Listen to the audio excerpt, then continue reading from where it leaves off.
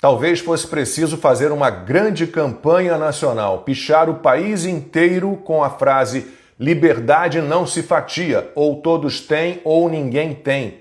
Espalhar cartazes pelas ruas, fazer campanha no rádio, na televisão, nos jornais, portais de notícias, nas redes sociais.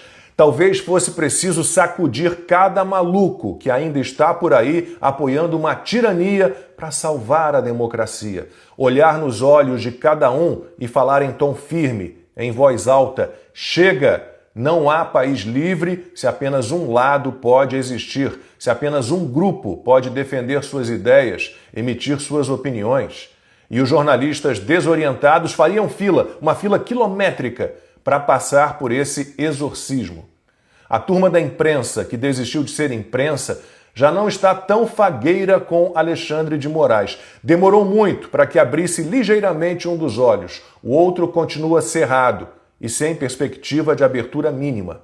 A pouca luz que os jornalistas desgarrados de sua profissão percebem ilumina, por enquanto, apenas o seu mundinho. Poxa, a censura chegou àqueles que sempre foram tão fiéis ao todo-poderoso Moraes. Eles estão por aí, em veículos tradicionais de comunicação, e sempre fizeram questão de não ver nada de anormal nos inquéritos ilegais e intermináveis do ministro, na perseguição implacável contra os conservadores. A turma da imprensa aprendeu com o dono do STF a tratá-los como extremistas, radicais, nazistas, fascistas, terroristas, golpistas, gente da pior espécie. Censurar Jair Bolsonaro, tirar dele suas redes sociais, aplicar contra ele uma série de medidas cautelares absurdas. Isso foi, de certa forma, aceito de bom grado pelos jornalistas, que formam o suprassumo da inteligência. Até que veio o aviso: ninguém pode veicular falas, depoimentos, discursos, entrevistas do ex-presidente. A turma entendeu que a medida era um ataque à liberdade de expressão, à liberdade de imprensa, era censura prévia.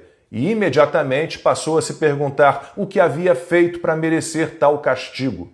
Toda a devoção ao tirano Alexandre de Moraes, que a revista Veja chegou a tratar numa capa como a muralha em defesa da democracia, tinha sido, de repente, ignorada. A imprensa fajuta passou a defender o que considera a sua liberdade particular, que, obviamente, não é liberdade, nunca foi. E agora faz editoriais em telejornais, análises em programas jornalísticos, escreve artigos de opinião em jornais, em portais de notícias, afirmando o seguinte: Moraes não respeita a Constituição, impondo censura e censura prévia. Proibir a entrevista é indevido e inoportuno. Supremo não pode atropelar direitos fundamentais como a liberdade de expressão e a liberdade de imprensa. A imprensa deve ser livre e não pode trabalhar sob cerceamento.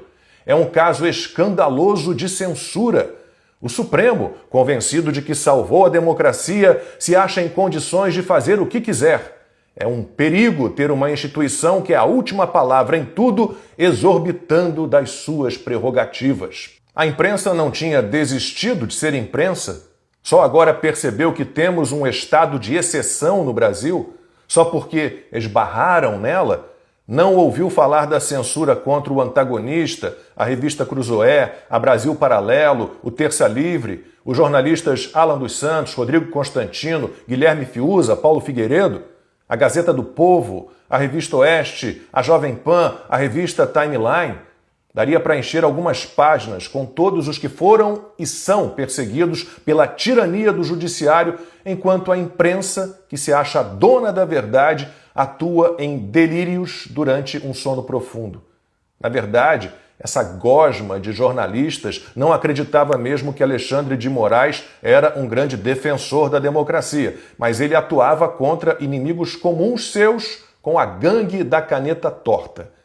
Para se dar conta de que os jornalistas espúrios sabiam que Moraes era um tirano, um rasgador da Constituição, basta verificar a quantidade de artigos e editoriais que difundiram o seguinte pedido ao ministro: agora que a democracia foi salva, que Bolsonaro foi derrotado, é hora de voltar a cumprir as leis.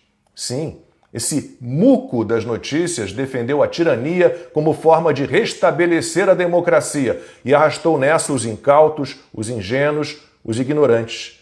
Meus coleguinhas estão esperneando, querendo de volta sua fatia de liberdade, algo que jamais existirá, para fingir que está tudo bem no Brasil.